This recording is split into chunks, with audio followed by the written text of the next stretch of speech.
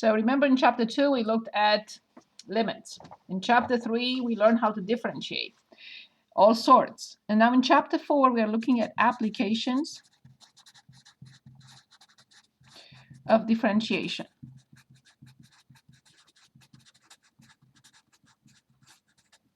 And you can say, but wait a minute, we've done a lot in chapter 3. What more applications we look at? Okay, here they are. 3 major ones that are covered in chapter 4. 1, graphing. And you can say, but don't I have a graphing calculator? I can graph with a calculator. What do you mean? A lot. We'll see what happens there. Without a calculator. I'm not banning the calculator. I'm just saying you'll see how powerful calculus is. The second one is called optimization. What is this all about? Basically, max-min in any types of applications, real-life applications, anything. So when we're going to talk about optimization, which is a big branch of mathematics, as big as, I don't know, algebra, trig, optimization, huge. And the last application is one which I think you're going to, it will definitely empower you in solving any type of equation. It's called Newton's method, which is not possible without calculus. So these will be the 3 applications we are going to focus in chapter 4. And finally, in chapter 5, we're going to learn how to integrate. And that's the end of the course. Okay, so let's start with graphing and what it involves, etc., etc. Okay. So 4.1. Okay. And I'm sharing my screen. I have the ebook right here. So get it ready, or I will share the screen on 4.1 or 4.4 in general. I mean, chapter 4 in general, and we'll accomplish as much as we can today. So, okay, here it is. Max min first. Okay. So what do we mean by max min? We're looking at finding max min of a function. Well, but that, something happened here, sorry. Okay. But when we talk about, or we are interested, I'm so sorry, we're talking about graphing. So this is the first step, not this. This is something else, but in the same concept. But here we're talking about first about graphing. So we're talking about max min of functions in general for graphing. And this will come back. We'll come back to that after we finish the first few sections. Basically, the graphic is in sections 4.1 through 4.6. So later on, we will look at optimization, and then the last topic is 4.8. So this is 4.7, and this is 4.8, which is Newton's method. Okay, so here we're talking about the graphing, the first 6 sections. So graphing functions. Okay. My camera, can you see? Yes, I think you can see. Good. So before we even talk about and we'll choose a function, you'll choose a function in the next few minutes. Let's see what happens here when we talk about a max min. So let's say this is a function, and obviously this is the minimum. Obviously this is the maximum. So a lot of things happen here. Number one, so what is the slope of the tangent at these points?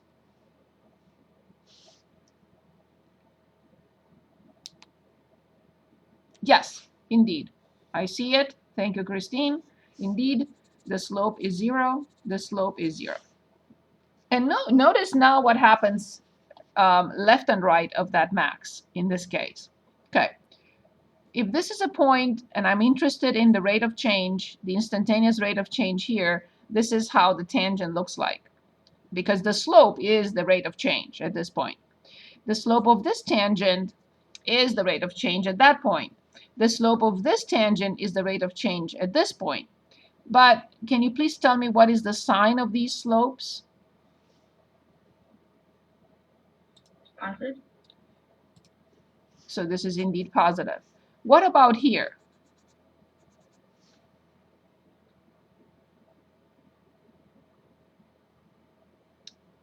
negative, right? And still negative, and then 0, and then positive. So this is something very interesting, right? So if a function has a maximum, these have to happen. All these, or some of the options are here. So first of all, positive for the slope, 0 for the slope, and negative for the slope. There is another option, which is positive, undefined, negative. What do I mean by this? And I'll explain.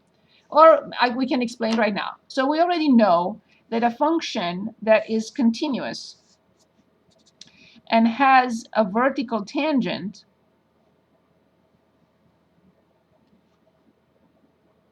is not differentiable here. We know that. There are several ways in which a function is not differentiable. This is one of them. It's a cusp. You remember cusp, corner, vertical tangent, and not continuous. So at this point, there is a vertical tangent here. The derivative is undefined, but the function itself still has a minimum. So the same thing for a maximum. If you want to discuss a maximum, then you will discuss this situation, and it's a maximum. Same thing. So the possibilities for a maximum are derivative positive, derivative 0, derivative negative. That's a maximum. Derivative positive, undefined, and negative. These are the options for a maximum. What would be the options for the minimum? Exactly the reverse.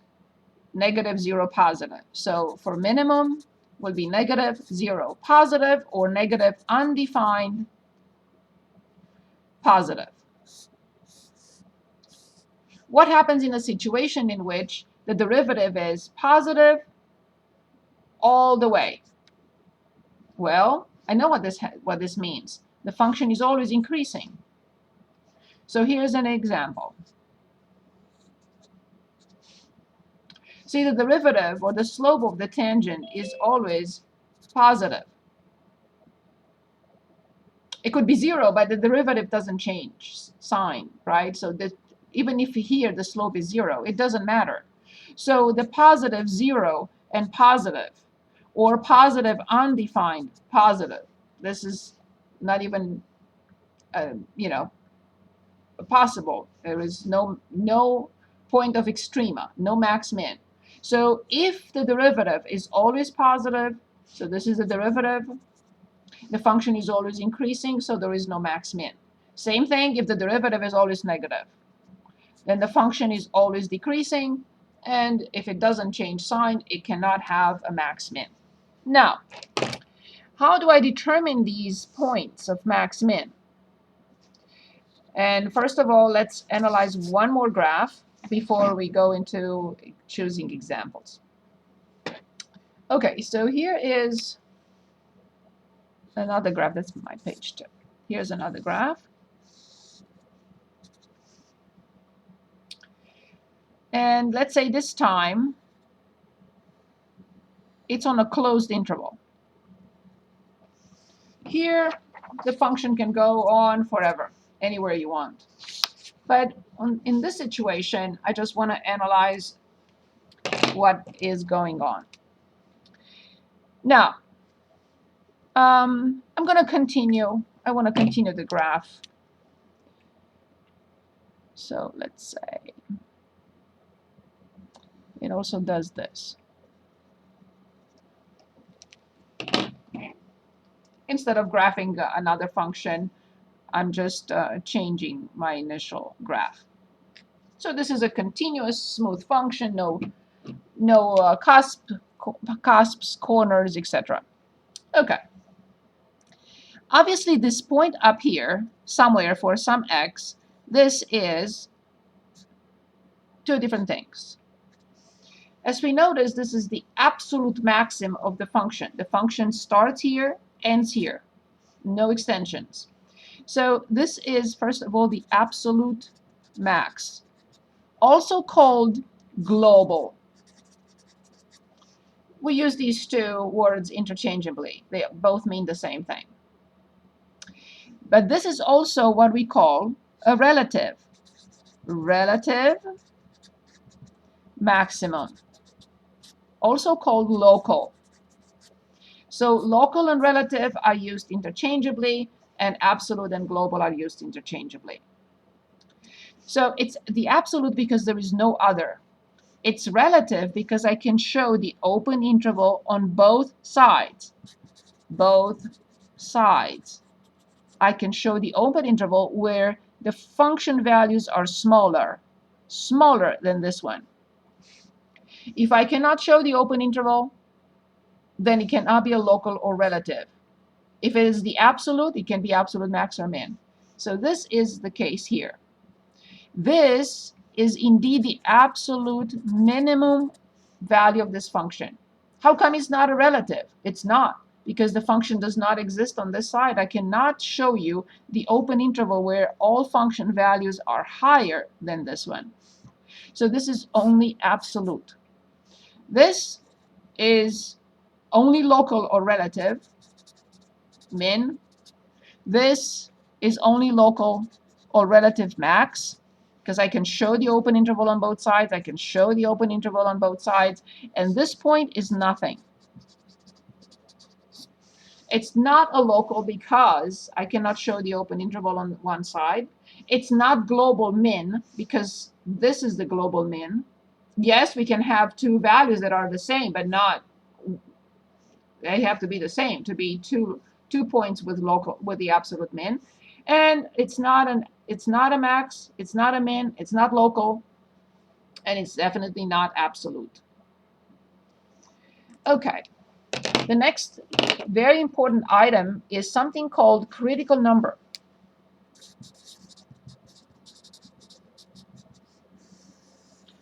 Of a function.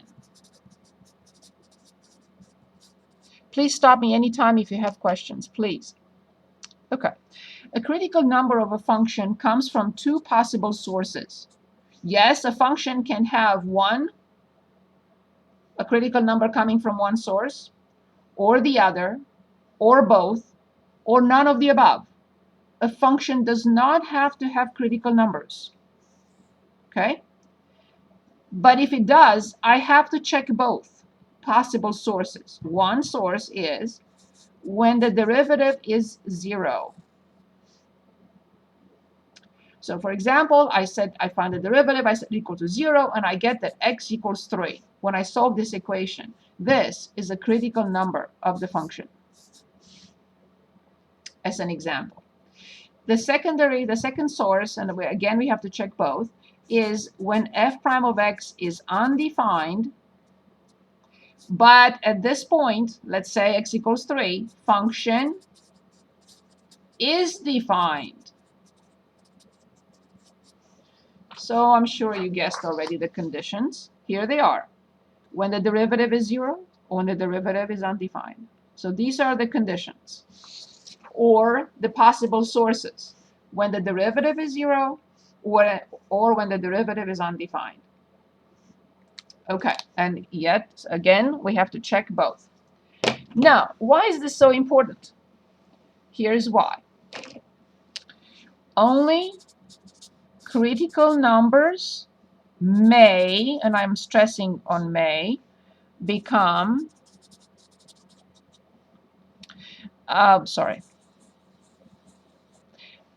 only critical numbers may become max-min. If a function has no critical numbers, the function has no max-min. If the function has critical numbers, is it guaranteed that those critical numbers are max-min? No. So two notes. Okay? If a function does not have critical number or critical numbers, this implies no max-min. Second note is there is no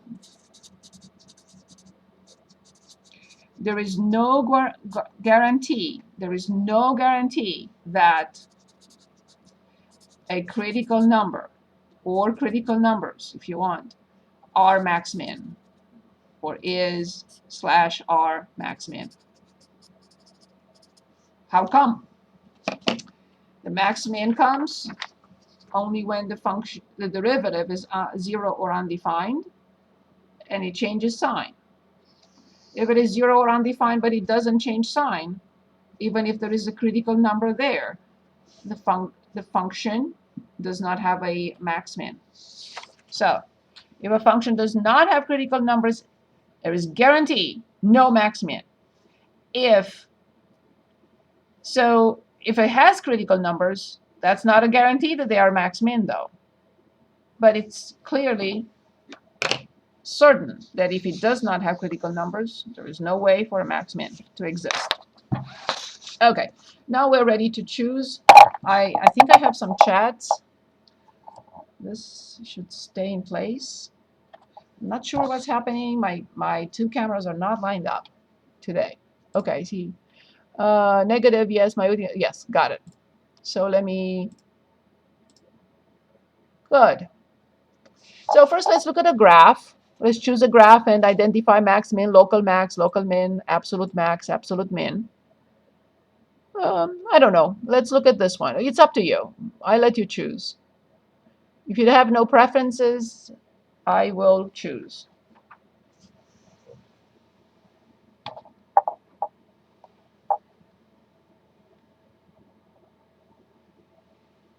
Anyone? Janelle saying 5. Yeah. Which one? Oh, I realized why I was pushing it with my elbow. That's what was happening here. Yes, I'm so sorry. I was focusing on my cameras here. Say it again. Number 5. Number 5. Which one is number 5? Here it is. Okay, perfect. Find the absolute max, absolute min, blah, blah, blah from the graph. Okay. So let's start from left to right. What do you think about this point? Max min, absolute max, absolute min, or none of the above?